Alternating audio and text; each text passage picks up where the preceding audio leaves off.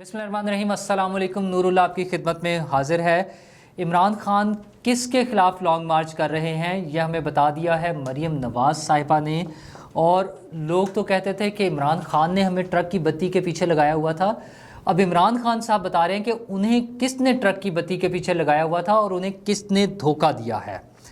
और IMF ने मौजूदा हुकूमत की हिमायत करती है और सऊदी अरब से भी कुछ अच्छी खबरें आ रही हैं। अमरीकी सफ़ीर वापस आ गए हैं और बुशरा बीबी और इमरान खान साहब के बच्चे इस लॉन्ग मार्च और धरने में शामिल क्यों नहीं है। और कोरोना तो चला गया है, अब किस चीज़ का ख़तरा है। तो हम स्टार्ट करते हैं मरियम बीबी के बयान से, जब उन्होंने फरमाया है कि लॉन्ग मार्च जो है वो उनकी हुकूमत के ख़िलाफ़ नहीं हो रहा बल्कि इस्टेब्लिशमेंट के ख़िलाफ़ हो रहा है। वो इमरान खान साहब के मुख्तलिफ बयानात के हवाले से बात करते हुए उन्होंने कहा है कि वो जो मीर जाफ़र और मीर सादिक को पहचान गए हैं, उनके ख्याल में अपोजिशन के जो उनकी अपोजिशन थी इमरान खान साहब की, यानी नवाज़ लीग के लोग और जरदारी साहब और बाकी लोग जो थे, उन सबको तो वो पहले ही जानते थे। तो वो मीर जाफ़र और मीर सादिक जिनको कह रहे हैं वो शायद इस्टेब्लिशमेंट को कह रहे हैं। और उसके अलावा उन्होंने कुछ और भी फरमाया है और उनका ख्याल ये है कि वो पाकिस्तानी कौम को धोखा दे रहे हैं और पाकिस्तानी कौम के बच्चों को तो उसमें शामिल कर रहे हैं लेकिन अपने बच्चों को नहीं लेकर आ रहे। अच्छा, तो उनके अपने बच्चे क्यों नहीं आ रहे? हमने भी परसों अपने वीलॉग में जब आपसे बात करते हुए जिक्र किया था कि इमरान खान साहब के बच्चे इस लॉन्ग मार्च में और धरने में आएंगे, और अगर वो नहीं आ रहे तो क्यों नहीं आ रहे? क्या इमरान खान साहब कन्विंस नहीं हैं कि इस लॉन्ग मार्च में उनकी फैमिली को भी शामिल होना चाहिए? और अच्छा, अगर बच्चे नहीं आ सकते, जिसके लिए आज वो सोशल मीडिया पे बड़ा मजाक बना रहा है कि शायद बच्चे चूँकि बाहर से फॉरेनर्स हैं तो इंपोर्टेड चीज़ों पे पाबंदी लगा दी हुकूमत ने, इसलिए उनके बच्चे नहीं आ रहे। लेकिन खैर वो अकेले नहीं हैं जिनके बच्चे बाहर हैं, और भी सियासी लीडर्स हैं जिनके बच्चे बाहर होते हैं, इसलिए ये तो इशू नहीं है। लेकिन उनकी अहलिया के हवाले से एक बड़ी अजीब सी खबर आज चलती रही है सोशल मीडिया पे। वो ये थी कि PTI के तर्जुमान ने ये कहा है कि मोहतरमा बुशरा बीबी जो है वो एक घरेलू खातून है, इस वजह से वो धरने में और लॉन्ग मार्च में शरीक नहीं होंगी। अच्छा, ये एक अजीब सी बात लग रही है कि इफ़त उमर साहिबा ने भी इस पर एक ट्वीट किया हुआ है। उन्होंने कहा, खान साहब अगर बुशरा बीबी जो हैं वो घरेलू खातून हैं तो बकिया जो लोग उसमें शामिल होंगे, जो फैमिलीज़, जो ख़वातीन शामिल हो रही हैं, क्या आप उन्हें घरेलू नहीं समझते? ये बाकी एक अजीब सी बात लगती है। अगर PTI के तर्जमान ऐसी बात कर रहे हैं तो बड़ी ऑकवर्ड सी पोजीशन है, क्योंकि एक तरफ तो वो लोगों को बुला रहे हैं कि उनकी फैमिलीज़ आएँ, वो तो आर्मी के लोगों को भी कहते हैं। उन्होंने कहा एक्स सर्विस मैन की फैमिलीज़ वहाँ आएँ और फ़ौजियों की फैमिली वहाँ आएँ। तो वो उन फैमिलीज़, मतलब उनके ख्याल में वो सब ख़वातीन जो हैं वो वर्किंग क्लास से ताल्लुक़ है क्या उनका? क्या वो घरेलू ख़वातीन नहीं हैं? तो अगर घरेलू ख़वातीन बाकी फैमिलीज़ की आ सकती हैं तो उनको अपनी फैमिलीज़ के हवाले से भी, या कम से कम उन्हें ये कहना नहीं चाहिए, उनकी पार्टी के किसी भी फ़र्द को इस तरह का बयान नहीं देना चाहिए। और इसके अलावा हम बल्कि अपने ये तो आपने हमारे 2 दिन पहले के भी वीलॉग में ये सारी बात सुनी थी, लेकिन मैं चाहूँगा कि हमारे जो देखने वाले हैं वो एक और चीज़ पर भी कमेंट करें, वो है खान साहब का पेशावर में बैठना। उसके हवाले से भी कुछ अजीबोगरीब बातें हो रही है, मुख्तलिफ आ रहा है। कुछ लोगों का तो ख्याल है कि उन्हें पेशावर से किसी की मदद मिल सकती है, वो किसी सपोर्ट की वजह से पेशावर में बैठे हुए हैं, जिसका इदारे की तरफ से तो बहुत मरतबा, फ़ौज की तरफ से तो साफ़ इनकार हो गया है कि हमारा सियासत से कोई ताल्लुक़ नहीं है। लेकिन लोगों का ख्याल है कि इमरान खान साहब को शायद वहाँ से कोई सपोर्ट है, इस वजह से बैठे हैं। लेकिन ज़्यादा इम्कान यह है कि वो चूँकि KP में उनकी हुकूमत है तो पेशावर में बैठ के एक तो उन्हें हुकूमत की प्रोटेक्शन है कि उन्हें लगता है कि वो सेफ़ रहेंगे, उन्हें कोई नुकसान नहीं पहुंचा सकता, उन्हें कोई गिरफ्तार नहीं कर सकता। और दूसरा ये है कि हुकूमती वसाइल भी तो है ना।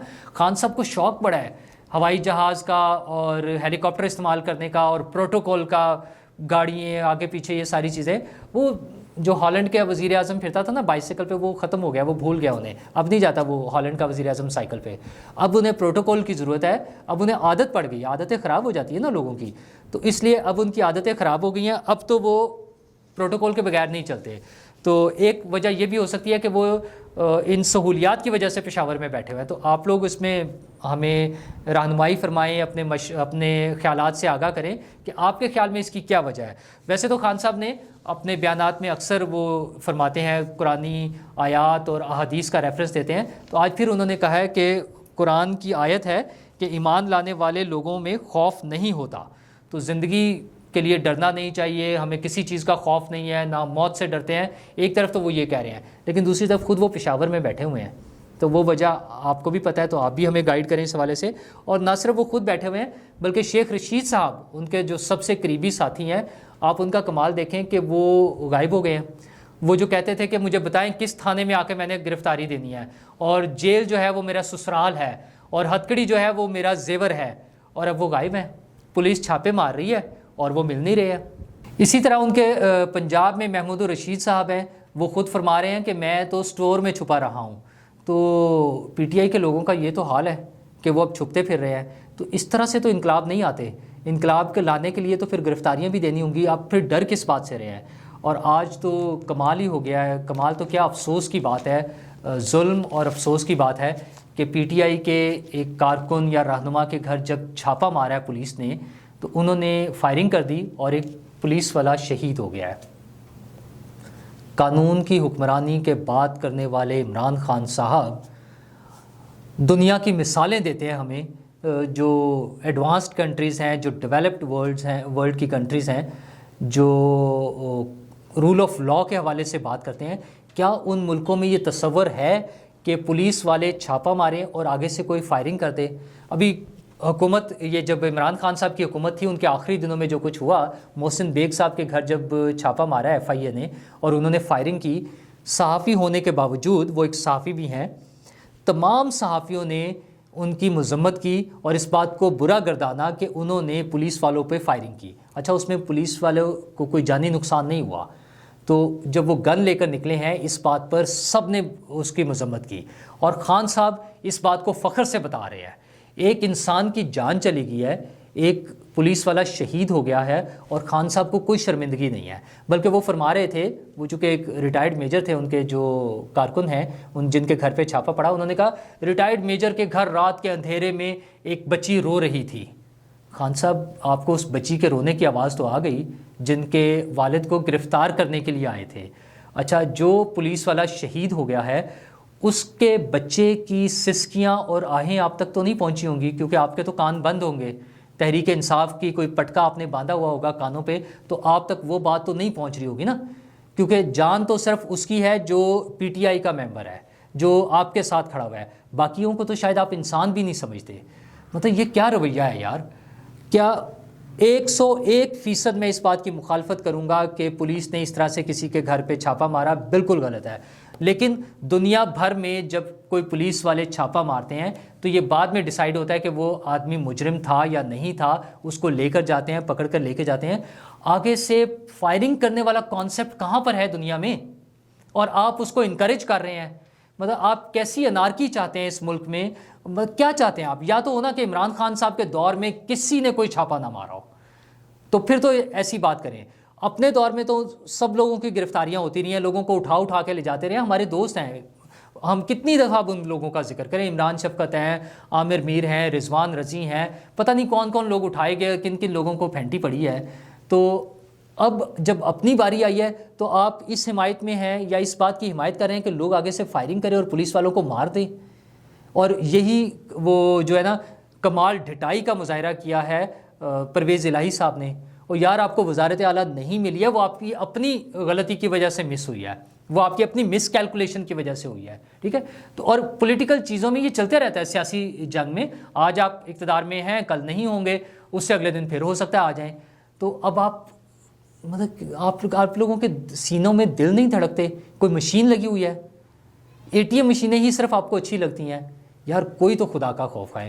پھر خان صاحب فرما رہے تھے کہ کوئی مجھے بتائے کہ میں نے کبھی قانون توڑا ہے. جی حضور، آپ نے بہت مرتبہ قانون توڑا ہے. جب 2014 کے دھرنوں کے بعد کچھ لوگوں کو گرفتار کیا ہوا تھا پولیس والوں نے، تو آپ نے ایک جتھے کو لیڈ کرتے ہوئے جا کر تھانے سے زبردستی لوگوں کو چھڑوایا تھا. پھر وہی بات ہوگی کہ کیا دنیا کے کسی مہذب ملک میں ایسا ممکن ہے کہ کوئی سیاسی لیڈر تھانے پر حملہ کرے اور لوگوں کو چھڑا کر لے جائے؟ پولیس والوں نے 100% آپ کی بات سے اتفاق کر سکتا ہوں، ممکن ہے کہ پولیس والوں نے غلط گرفتار کیا ہو، تو اس کا کوئی قانونی طریقہ ہے نا.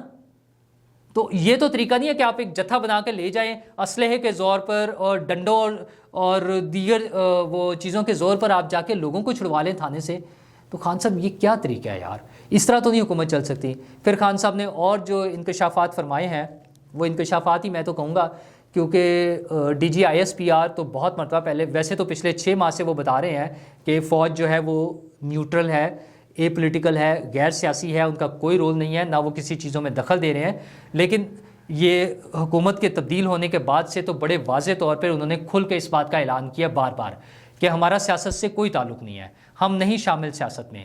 لیکن خان صاحب کیا فرما رہے ہیں، وہ کہہ رہے ہیں کہ میں نے تو 20 مئی کو اعلان کرنا تھا لانگ مارچ کا، لیکن ان کی وجہ سے نہیں کیا۔ اچھا، وہ مجھے ٹرک کی بتی کے پیچھے انہوں نے مجھے لگایا ہوا تھا، کہتے تھے آج بات کر رہے ہیں، کل کر رہے ہیں۔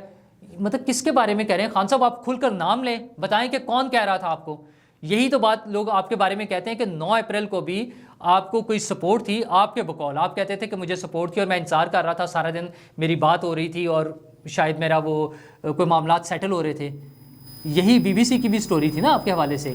تو آپ تو نام لینا، چلیں بی بی سی تو ایک غیر ملکی نشریاتی ادارہ ہے، آپ جو آج بتا رہے ہیں کہ آپ کو لارا لگایا جا رہا تھا، آپ کو ٹرک کی بتی کے پیچھے لگایا ہوا تھا، وہ کون لوگ ہیں جنہوں نے آپ کو ٹرک کی بتی کے پیچھے لگایا ہوا تھا؟ آپ اسٹیبلشمنٹ پر الزام لگا رہے ہیں کہ فوج سیاست کر رہی تھی۔ 20 مئی تک بھی آپ کے الزام کے مطابق فوج 20 مئی تک سیاست کر رہی تھی، آپ کے ساتھ سیاسی ڈائلاگ میں انوالو تھی۔ یہ کیسے ہو سکتا ہے؟ یا تو پھر آپ کھل کر کہہ دیں۔ پھر وہ کہتے ہیں کہ اب میں کسی کی بات نہیں مانتا کیونکہ میرے ساتھ بہت دھوکے ہو گئے ہیں۔ تو کس نے آپ کو دھوکہ دیا ہے؟ آپ کس کو دھوکہ باز کہہ رہے ہیں؟ اور آپ اتنے بچے ہیں کہ آپ لوگوں کے دھوکوں میں آ رہے ہیں۔ کیا خان صاحب سے نا اب وہ کوئی سمجھ نہیں آ رہی ہے کہ وہ کیا کرنا چاہ رہے ہیں۔ اور ساتھ ہی وہ کہہ رہے ہیں کہ نیوٹرلز اور پولیس، عدلیہ اور بیوروکریسی سب کا امتحان ہے کہ وہ چوروں کے ساتھ کھڑے ہیں یا حقیقی آزادی کی جنگ کے ساتھ۔ یعنی وہ حق اور باطل کا معیار انہوں نے یہ بنا لیا ہے کہ جو ان کے ساتھ کھڑا ہے وہ حق پر ہے اور جو ان کے ساتھ نہیں ہے وہ سب چوروں کے ساتھ ہے۔ کمال ہی ہو گیا خان صاحب۔ اور آپ کی انہی باتوں کے حوالے سے تو پھر مریم صاحبہ نے کہا ہے نا کہ آپ کو ڈیل کیا جائے گا سختی کے ساتھ۔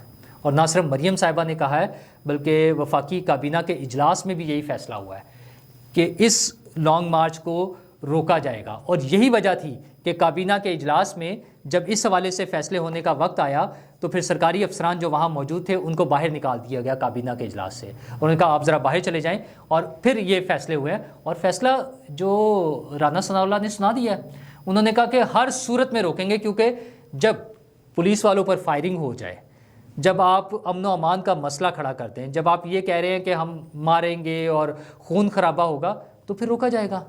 کیونکہ یہ تو کوئی بھی حکومت افورڈ نہیں کر سکتی جس رویے کے ساتھ آپ کی پارٹی لانگ مارچ کرنا چاہ رہی ہے، جس رویے کے ساتھ آپ لوگ سڑکوں پر آنا چاہ رہے ہیں، جو کچھ آپ کر کے دکھانا چاہ رہے ہیں۔ مطلب آج سارا دن پھر آج ہی سے تو میدان جنگ بن گیا ہے کہ راستے بند کرنے پڑ گئے ہیں، کنٹینرز لگے ہوئے ہیں۔ اس میں حکومت کی پالیسی میں بھی غلطیاں ہو سکتی ہیں، لیکن کل کے لیے تو پھر باقاعدہ تیاریاں ہو رہی ہیں کہ امتحانات منسوخ کر دیے گئے ہیں، بورڈ کے امتحانات، اسکولز، کالجز اور یونیورسٹیز کے ایگزامز جو ہو رہے تھے وہ کینسل کر دیے گئے ہیں، اور اکثر جگہوں پر تعلیمی اداروں میں ملک بھر میں، لاہور میں اور پشاور میں اور اسلام آباد میں تو خاص طور پر وہ تعلیمی اداروں کے بند کرنے کا اعلان کر دیا گیا ہے کہ اب وہ تعلیمی ادارے کل اور کچھ جگہوں پہ تو ایون پرسوں بھی بند رہیں گے۔ تو خان صاحب امن و امان کا پلیز خیال رکھیں، لوگوں کی جانوں کو مشکل میں مت ڈالیں، لوگوں کے لیے مصیبتوں میں اضافہ نہ کریں۔ آپ نے احتجاج کرنا ہے، اگر آپ پہلے دن سے صرف لانگ مارچ کی بات کرتے اور پرامن رہنے کی بات کرتے تو شاید حکومت کو کوئی پرابلم نہ ہوتی، لیکن آپ کے لوگ تو بار بار اناؤنس کر رہے تھے۔ اب جو غائب ہوئے ہیں، چھپے ہوئے ہیں، شیخ رشید صاحب، وہ تو یہی دھمکیاں دیتے تھے نا کہ ہم آگ لگا دیں گے، ہم خونی انقلاب لے آئیں گے، تو اب کیوں بھاگ رہے ہیں؟ جو لوگوں کو خونی انقلاب لانے کے لیے جو کہہ رہے تھے لوگ وہاں پہ خود سوزی کریں گے، تو لوگوں سے تو خود سوزی کرانا چاہ رہے تھے، اور آج خود وہ چھپ گئے ہیں، وہ بھاگ رہے ہیں۔ خیر یہ تو اب کل نظر آئے گا کہ ہم کیا کرتے ہیں، یعنی پی ٹی آئی کیا کرتی ہے اور ان کے ساتھ کیا پھر سلوک ہوتا ہے۔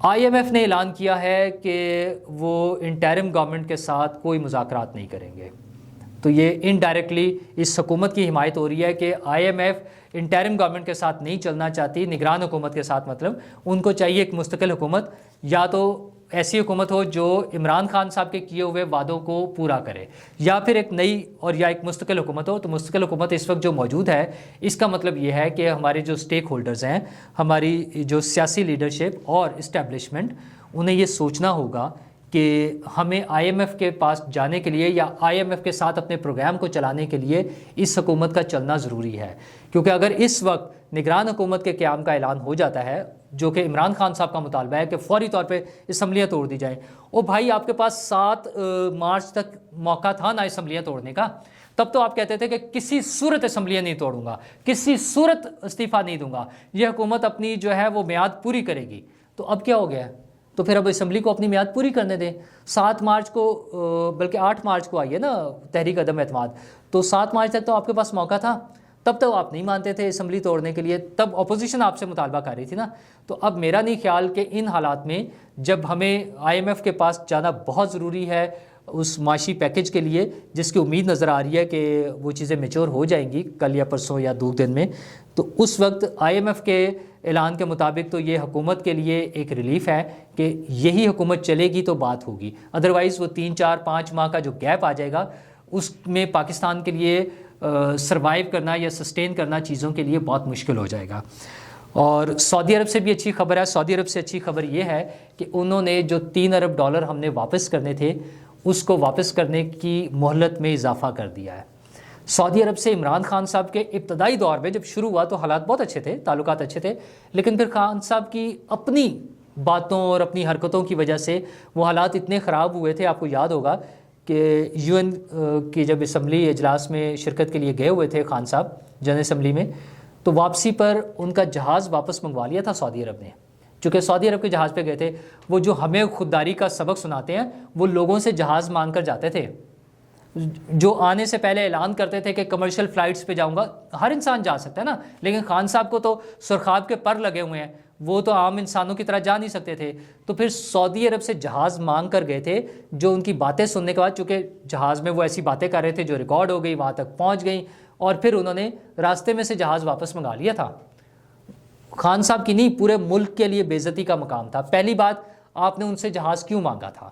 دوسری چیز، پھر اپنی حرکتوں کی وجہ سے واپس کرنا پڑا۔ خیر یہ وہی دورہ تھا جس میں وہ کہتے تھے کہ میں تو ورلڈ کپ جیت کر آیا ہوں، چونکہ ٹرمپ صاحب کے ساتھ بیٹھ کے گفتگو کرنے کا موقع مل گیا تھا نا، تو وہ ہو گیا تھا۔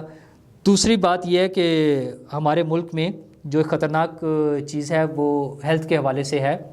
پہلے تو کرونا چل رہا تھا، ایک بڑا طویل عرصہ ہم نے گزارا ہے، اس میں بڑا مشکل ٹائم تھا۔